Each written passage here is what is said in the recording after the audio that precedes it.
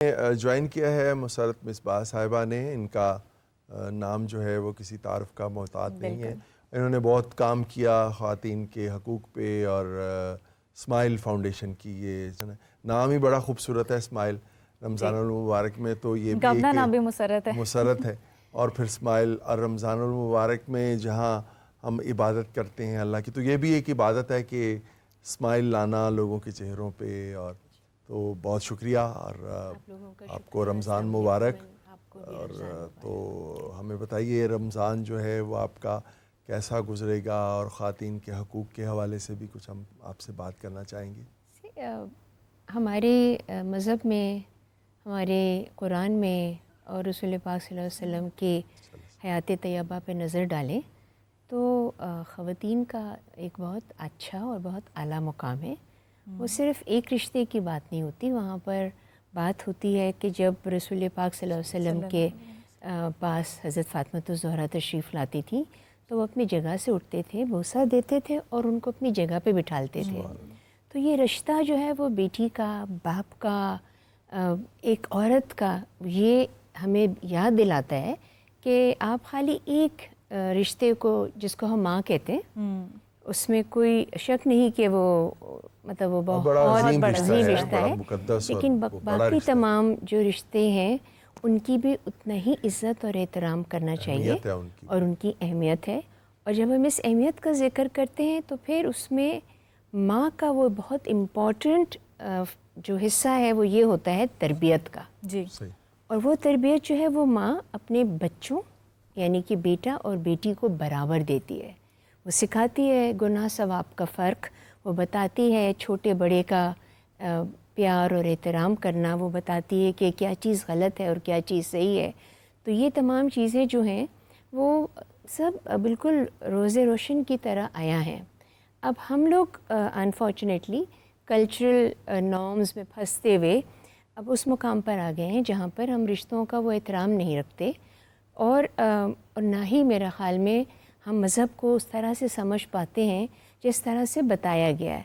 We are picking and choosing, جبکہ قرآن میں بہت صاف الفاظ میں کہا گیا ہے کہ دین میں مکمل داخل ہو. جی. یہ نہیں ہو سکتا کہ یہ مجھے پسند ہے تو یہ میں کر لوں، اور یہ مجھے پسند نہیں ہے تو چلو بھائی میں اس کو اگنور کر دیتی ہوں. سو جہاں تمام باتوں کو مد نظر رکھتے ہیں وہاں پہ رمضان کا مہینہ جو ہوتا ہے اس کی بھی ایک بہت فضیلت اور اہمیت ہوتی ہے، اور لوگ جو ہے اس میں نیکی کا کام اس لیے بھی زیادہ کرتے ہیں کہ اس کا ثواب اس سے بھی زیادہ ملتا ہے.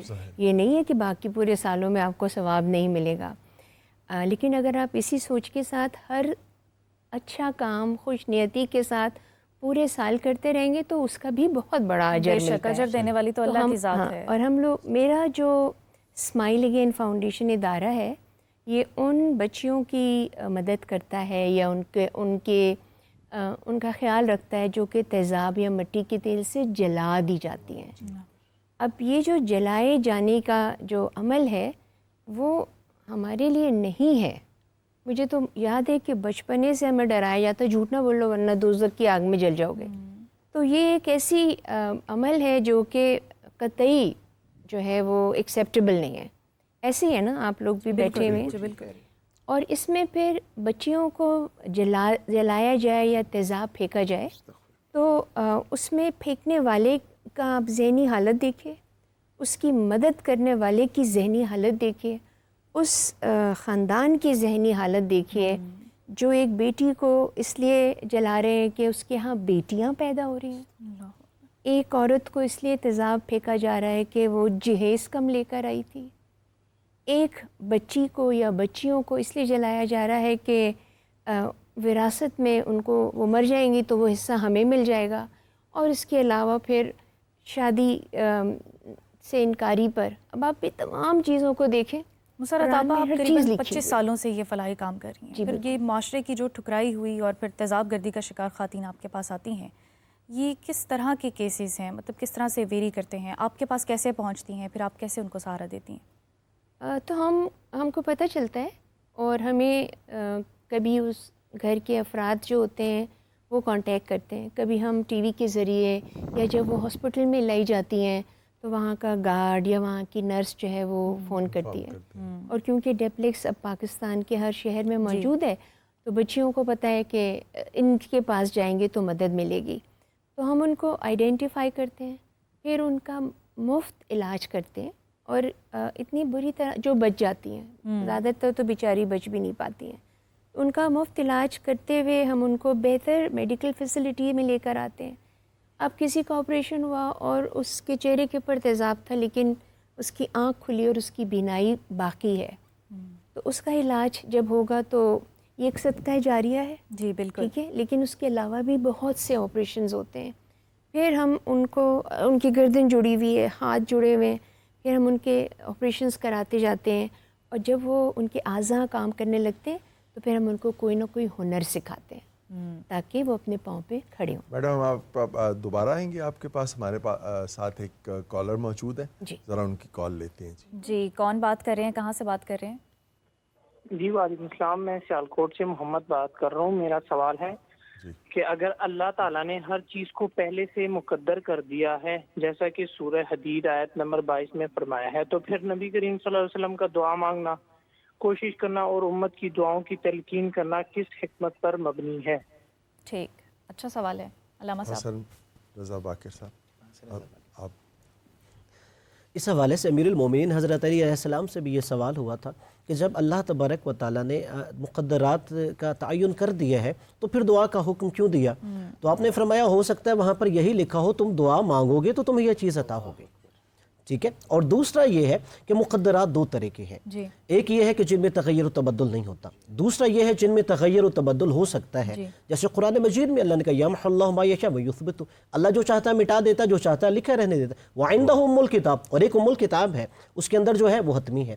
تو لہٰذا جب آپ دعا کرتے ہیں, کچھ صلہ رحمی کرتے ہیں, کوئی اور نیک عمل کرتے ہیں, تو اس کی وجہ سے آپ کے وہ مقدرات جو لوح محو اس بات میں ہے وہ تبدیل ہو سکتے ہیں. بہت خوبصورت. اچھا علامہ صاحب, آپ وہی والے ٹاپک, بلکہ اگر وہی کے حوالے سے میں بھی کرائے دے دوں, چونکہ وہ ذریعہ ہاشمی صاحب کی بھی آگئی, میرے بھائی پروفیسر علی اکبر صاحب کی بھی آگئی. اب دیکھیے وہ جو اشارہ انہوں نے فرمایا صحیح بخاری کے حوالے سے, ہم مسلمانوں کے نزدیک صحیح ترین کتاب صرف ایک ہے, وہ قرآن مجید ہے, چونکہ وہ اللہ تبارک و تعالیٰ کا کلام ہے. اس کے علاوہ کوئی بھی کتاب ہو, کسی کی ہو, میرے مسلک کی بھی کیوں نہ ہو, اس کے اندر بحث کرنے کی گنجائش ہے, چونکہ وہ غیر معصوم کی لکھی ہوئی ہے جو غلطی اور خطا کر سکتا ہے. اب وہ جو حدیث نمبر 3 ہے ام المومنین حضرت عائشہ رضی اللہ تعالی عنہا سے, وہ کہتے ہیں اول ما بدأ به وحی رسول اللہ رؤیا صالحہ, کہ جو سب سے پہلے وحی رسول خدا کی ابتدا ہے وہ اس وحی سے بھی پہلے ہو چکی تھی, اور وہ کیا ہے, آپ کو سچے خواب دکھائی دیتے تھے, اور وہ ایسے ہی ظاہر ہوتے تھے جیسے صبح روشن ہوتی ہے, یعنی کوئی اس میں کوئی دو رائے نہیں ہے. اور پھر یہ جو روایت ہے یہ حدیث نہیں ہے, چونکہ ام المومنین رضی اللہ تعالی عنہا قالت کے ذریعے یہ روایت بیان کی ہے, اور پہلی وحی کے 3-4 سال بعد ان کی ولادت ہوئی تھی. وہ پیدائش واقعہ سے 3-4 سال بعد ہوئی, اور پھر جناب عروہ بن زبیر, وہ ان کے بھی آگے بھانجے, وہ ان کے بھی بعد پیدا ہوئے. اور پھر جو اس واقعہ پہ ہے, یہ ہمارے اگرچہ نصاب کی کتابوں میں بھی ہے, اگرچہ اس کے مقابلے میں دوسری روایت جس کی طرف میرے محترم بھائی ذریعہ ہاشمی صاحب نے بھی اشارہ فرمایا کہ جو سیرت ابن اسحاق اور سے آگے سیرت ابن حشام میں نقل ہوئی. اب یہ جو روایت نمبر 3 کی طرف اشارہ فرمایا, اگر ہم وہ دیکھیں تو اس میں ایسا بھی ظاہر ہوتا ہے جیسے اس وحی کے بعد رسول اللہ صلی اللہ علیہ وآلہ وسلم شک و شبہ میں مبتلا ہو, یہ میرے ساتھ کیا ہوا. اور اس لیے وہ جناب خدیجہ الکبریٰ سلام اللہ علیہ کے پاس تشریف لے گئے, انہیں بیان فرمایا, اور انہوں نے کہا میں آپ کو اپنے چچا زاد بھائی کے پاس لے جاؤں, ورقہ بن نوفل, جو اہل کتاب یعنی کرسچینٹی کے عالم تھے. اب وہ ان کے پاس لے گئے, اور جب رسول اللہ وہاں گئے, اس روایت کے مطابق تو ورقہ بن نوفل نے کہا کہ یہ وہی فرشتہ ہے جو جناب موسیٰ پہ بھی نازل ہوا تھا, لہٰذا آپ کو نبوت دی جائے گی. کیا ورقہ بن نوفل میرے نبی سے زیادہ بڑا عالم ہے؟ یعنی ورقہ بن نوفل نے بتانا ہے کہ آپ کو نبوت مل رہی ہے. اگر اس حوالے سے دیکھیں ہماری نبوت کے بارے میں جو سید الانبیاء صلی اللہ علیہ وآلہ وسلم کو ملی, سنن ترمذی میں بھی روایت ہے, الطبقات الکبریٰ میں بھی روایت ہے کہ جب آپ سے پوچھا گیا کہ آپ کو کب نبوت عطا ہوئی, تو آپ نے فرمایا کہ آدم بین الروح والجسد, ابھی جناب آدم علیہ السلام روح اور جسد کے درمیان تھے اور مجھے نبوت عطا ہوئی. لہٰذا رسول اللہ صلی اللہ علیہ وآلہ وسلم کو اس میں بالکل شک و شبہ نہیں تھا کہ یہ فرشتہ امین وحی جناب جبرائیل علیہ السلام ہی ہے، اور اللہ تبارک و تعالیٰ نے انہیں چن لیا تھا. جیسے قرآن میں اللہ نے فرمایا وَإِذْ أَخَذْنَا مِيثَاقَ النَّبِيِّينَ، کہ ہم نے نبیوں سے ایک مضبوط عہد و پیمان لے لیا ہوا تھا، اور پھر کہا وَمِنْكَ، کہ صلی اللہ علیہ وآلہ وسلم آپ سے ہم نے لیا. لگتا یہ ہے کہ بشری تقاضوں کی بنیاد پر یہ باقی فارمیلٹیز بنائی گئی، ایسا ہی ہے؟ دیکھیے اب فارمیلٹی ہو ہی نہیں سکتی، یعنی نبی کو نہیں پتا اور جناب ورقہ بن نوفل بتائیں گے. اس سے تو یہ ثابت ہو رہا ہے کہ ورقہ بن نوفل جو ہے کہ نعوذ باللہ جناب سید الانبیاء صلی اللہ علیہ وآلہ وسلم سے زیادہ حقائق تک پہنچ کے جو نبی ادراک نہیں کر سکے. یہ فارمیلٹیز نہیں ہے، اس سے رسول اللہ کی تنقیص ظاہر ہوگی. ورقہ بن نوفل والی فارمیلٹی ہے میری. ہاں جی بالکل، ہاں یہ اگر خوبصورت اشارہ فرمایا جی بالکل. بات کو آگے رکھتے تو پھر کئی لوگ نہ مانتے اس چیز کو. بے شک ایسا ہی ہے، لیکن پھر اس میں جو رسول اللہ صلی اللہ علیہ وسلم کی کیفیت بھی بیان فرمائی گئی کہ گویا آپ اس وقت ڈرے ہوئے تھے. جی. حالانکہ آپ مسلسل جب سچے خواب دیکھ رہے تھے، اور وحی کی مختلف جو اقسام ہیں ان میں سے سچے خواب بھی ہیں. جیسے جناب ابراہیم علیہ السلام کا واقعہ ہے جو انہوں نے بیٹے کے گلے پہ چھری چلائی، وہ خواب کی بنیاد پہ ہی تھا نا. جی بالکل. فرما انی اری فی المنام انی اذبحک، کہ میں نے خواب میں دیکھا تو میں ذبح کر رہا ہوں، فانظر ماذا تری، تمہاری کیا رائے ہے. تو نبی کا خواب بھی سچا ہوتا ہے، اور وہ وحی کی ایک قسم ہوتی ہے، وحی کی اور بھی اقسام ہیں. لہٰذا اس سے پہلے وہ ایک جو قسم تھی وہ رسول اللہ صلی اللہ علیہ وسلم پر ظاہر ہو چکی تھی. اس کو کیا نام کہیں گے اس قسم؟ وہ رویا صالحہ، وہ جو اسی روایت میں ہے کہ سچے خواب تھے. ٹھیک. اور وہ ایسے ہی ہے جیسے صبح روشن ہوتی ہے اور اس میں کوئی شک نہیں ہوتا، کوئی تاریکی نہیں ہوتی. رسول اللہ صلی اللہ علیہ وآلہ وسلم کے لیے وہ ایسے ہی ظاہر ہوتے. ایک سوال پوچھا تھا ابتدا میں ہم نے کہ وہ جو حضرت جبرائیل علیہ السلام اور آپ صلی اللہ علیہ وسلم کے درمیان وہ پہلی وحی کا جو موقع تھا، اس پہ آپ صلی اللہ علیہ وسلم پہ کیا کیفیت طاری ہوئی، اس کا کوئی ہمیں اس کی تفصیل بتائیے. آپ صلی اللہ علیہ وسلم نے جو فرمایا نا، جب ما انا بقاری، ما انا بقاری کو اس کی معنی و ترجمہ کو سمجھنے کی بھی ضرورت ہے. ما انا بقاری کا یہ معنی ایک بھی ہے جس کا سیدھا جواب ہے میں نہیں پڑھتا، ما نافیہ کے طور کے اوپر. اور ایک معنی ہے جیسے ڈاکٹر صاحب نے بیان کیا کہ میں پڑھنے والا نہیں ہوں. ماذا اقرا، میں کیا پڑھوں، ایک روایت میں ہی آتا ہے. کیف اقرا، میں کیسے پڑھوں. اب جب اللہ رب العزت کے نام کا ذکر کیا، اقرا بسم ربک، اپنے رب کے نام سے پڑھیے، تو حضور اکرم صلی اللہ علیہ وسلم پڑھ پڑے اب میرے مالک کا نام آیا، اب میرے رب کی بات کی ہے آپ نے، اب میرے محبوب کی بات کی ہے، اب میرے معبود کی بات کی ہے. اب وہ سارا پڑھ گئے. اور اس میں نے جو اشارہ دے رہا تھا کہ حضرت آدم علیہ السلام کو علم کی وجہ سے مسجود ملائک بنایا گیا، اور ان مسجود میں جبرائیل بھی شامل ہیں. تو جب جبرائیل امی کا علم حضرت آدم کے برابر نہیں تو ان کے علم کا مقابل کیا ہوگا. یعنی اس سوال میں کہ جبرائیل امی نے سکھایا ہے، نہیں سکھایا، نہیں، صرف ایک چیز بتائی ہے اور آپ کو تحفہ پیش کیا ہے. اور یہ حضور علیہ السلام سب سے پہلے جانتے ہیں. کیوں؟ آقا صلی اللہ علیہ وسلم نے خود بتایا، جب حضور سے پوچھا یا رسول اللہ آپ کب سے نبی ہیں، فرمایا وآدم بین الروح والجسد، ابھی آدم بھی روح اور جسم کے درمیان تھے، میں اس وقت بھی نبی تھا. اب میں دوسری اس کی چیز کی طرف جو آ رہا ہوں، ہمارے ہاں اسناد اور سیدہ عائشہ صدیقہ کے حوالے سے علامہ صاحب نے بہت اچھی بات کی. میں جزوی طور سے اس پہ ذرا ایک مختلف رائے کے ذریعے ادب کے ساتھ بات کرتا ہوں. سیدہ عائشہ صدیقہ تک یہ روایت پہنچائی خود نہیں ہے، تاجدار کائنات کی بارگاہ سے گزری ہے، اور سیدہ امہات المومنین میں ہے. اور سیدہ صدیقہ کائنات وہ ہیں جو تاجدار کائنات کی 70% علم کی وارث ہیں. اس لیے یہ بات تو احتمال نہیں ہے کہ سیدہ کی طرف کو کس معمول کیا جا سکے کہ وہ جھوٹ ہو سکتا ہے. اس لیے یہ بات یہاں تو میں نے انداز میں بتائی. اب یہ جو ورقہ بن نوفل کا ہے، جو آپ نے بڑی اچھی بات کہی، ورقہ بن نوفل حضور جانتے ہیں، حضور تو فرما رہے ہیں میں اس پتھر کو بھی جانتا ہوں جب میں نے اعلان نبوت نہیں کیا تھا تو وہ مجھ پر سلام پڑھتا تھا.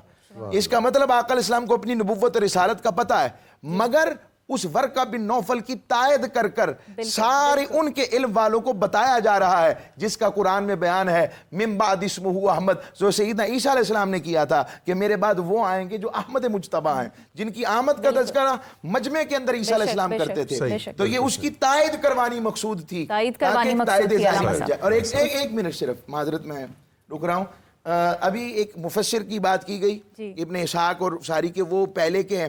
میں یہاں پر چند محدثین، صرف امام بخاری سے بھی پہلے جو ان کے استاد ہیں، میری یہ ضروری چیز ہے، ورنہ یہ بڑا زبردست قسم کا کویسچن مارک نوجوان نسل کے ذہن میں رہ جائے گا. میں یہ بتا دیتا ہوں کہ امام لیث بن سعد 150 175 عیسوی کے ہیں. یہ محدث ہے, کتابیں لکھی جا چکی سی. حضور کے ہجری کے, معذرت ہجری, آقا صلی اللہ علیہ وسلم کے دور میں ہی حضور نے قلم پر کام شروع کروا دیا تھا.